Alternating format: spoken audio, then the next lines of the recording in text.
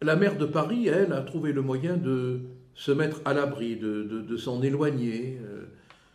La tempête gronde, mais elle, elle bronze. Elle bronze à Tahiti.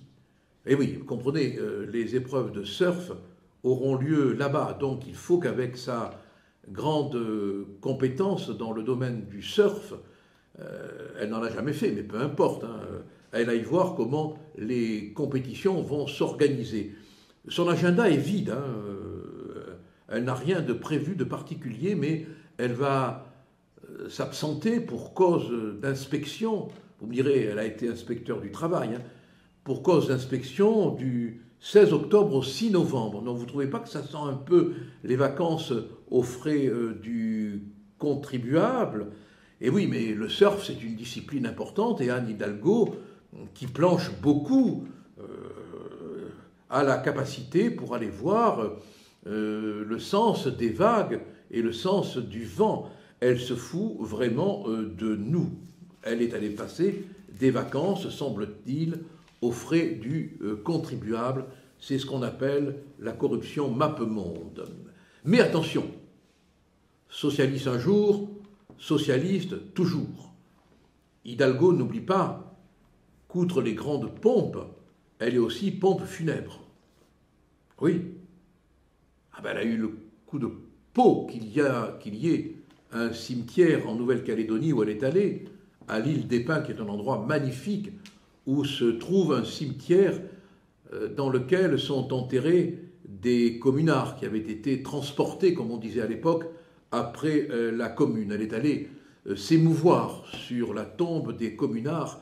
Alors elle ne serait pas venue que pour inspecter les vagues et le surf, mais aussi pour rendre hommage aux communards enterrés en Nouvelle-Calédonie. Elle ferait mieux entre nous de s'occuper de l'état des cimetières parisiens et de l'état également de la capitale. Elle a quand même dit que Paris apporterait sa contribution pour que les cimetières des communards soient bien entretenus. Vous voyez le tricotage idéologique, quoi, la manière de donner, comment pourrais-je dire, l'impression qu'on fait dans le mémoriel, alors que finalement c'est le moyen de donner un sens trafiqué et historique de pacotille à un voyage qui n'est que ludique, que touristique.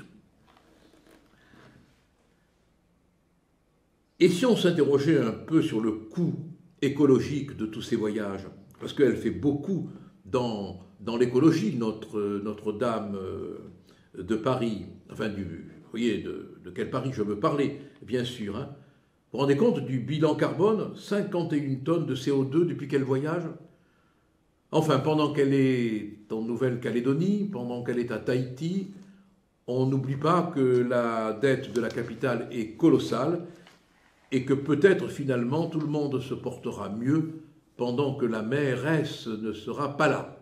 Pendant qu'Anne Hidalgo se fait bronzer au soleil de Tahiti et de la Nouvelle-Calédonie et qu'elle visite pour les besoins de la justification historique de son déplacement le cimetière des communards